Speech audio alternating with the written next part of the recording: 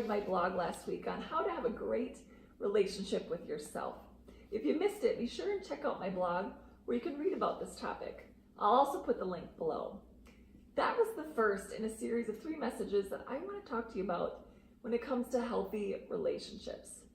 Trust me, I have learned a lot about these topics over the years, so I am really excited to share these things with you. I wish someone would have given me these pointers when I was younger, as I would have avoided a lot of trouble, heartache, and pain. And so today, I want to look at relationships with friends. This is really important because who we spend our time with will affect every area of our lives. And we all need friends. We cannot do this race of life alone. But it isn't always easy either. I've gone through times where I've had to separate from certain friends because they were not healthy for me and for where I was at in my journey. I've also been on the other side of the spectrum and knowing the pain of friendships. I know what it's like to be lonely and to do anything to have friends. And so like I said, I've been at both sides of the spectrum, and I've learned a lot about how to be a good friend and how to be choosy about who I spend my time with. Now, I could tell you stories all day long, but thought I would really start in middle school, as I speak at a lot of schools to a lot of youth. And at that time, I was very focused on being in the popular crowd, but in time realized that being in that group wasn't all that great. Girls would backstab each other to move up in the popularity ladder, and I did a lot of things that I regret, mean things to others that today I'm very sad about that I did. But as I matured and grew up, I realized how much I hated drama. So even for a while, I hung out with boys more often than girls. Now, obviously, these boys were my friends, but girls can be so catty, and I just couldn't stand it. But I soon found some friends that loved me for who I was, where I could be myself. And I look back and I see how I was really jealous of my sister because she really only had one best friend through middle and high school. It seemed like I had a new best friend every year. But I can now see that sometimes that was for the better. I truly found out who my friends were, especially when I had my accident. And that was a hard lesson, as it certainly did not go how I thought it would. But I say all of this today because I want you to know that it's okay if your friendships ebb and flow, and they may change over time. As I went to college, I thought it was important to share this because I really struggled with friendships. I was cold, freezing cold all the time. I never wanted to leave my dorm room when I didn't have to. But I then found myself lonely at times. And I seriously expected someone to come knock on my door and tell me that they wanted to be my friend. Well, in time I saw that that was never going to happen. And so in order to find good friends, I had to get out. I had to get out of my comfort zone and go to good places to find them. I got involved with clubs, got involved with friends through group class meetings, and also church groups in college. And I found some of the most amazing friends that I still have today. But friendship struggles can continue and will continue into adulthood. The area that I've probably struggled the most over the years when it comes to friends, especially girlfriends, is drama. As I mentioned earlier, I hate drama. If something's wrong, please come and tell me, but don't talk behind my back or act childish about it.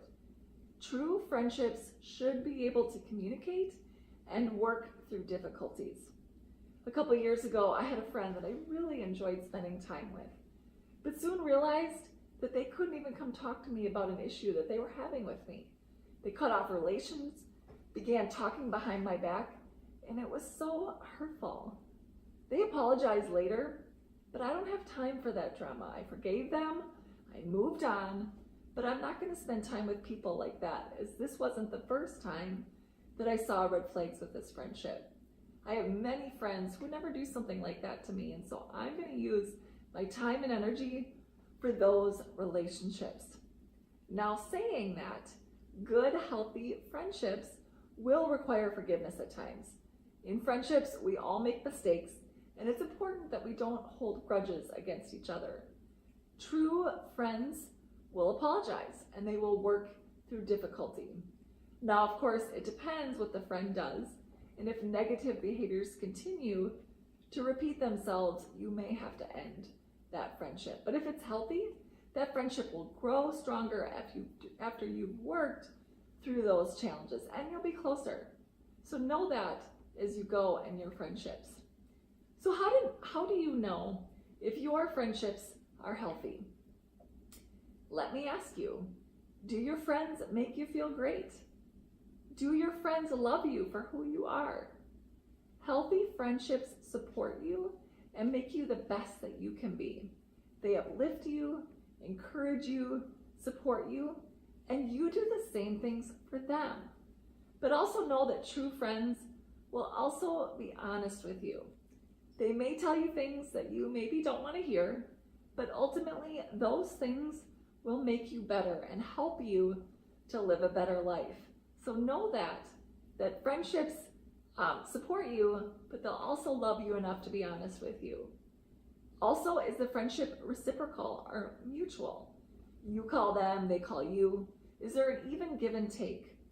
You know that they'll be there for you when you need them, and you will be there for them when they need you. Just make sure that your friendships go both ways, that they both bring joy to each of you. Also, can you trust them? This is a big one.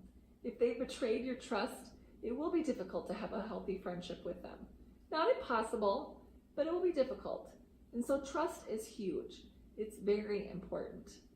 Also, do they have similar values as you? Do they support your boundaries and what you're comfortable with doing and not doing?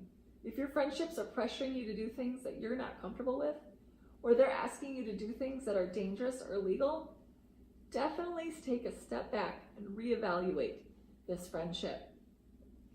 To have good relationships with friends, you also have to be a good friend. Be trustworthy. Be the friend that you want to have. Stop the drama and be there for your friends. Friendships take work, but they are worth it.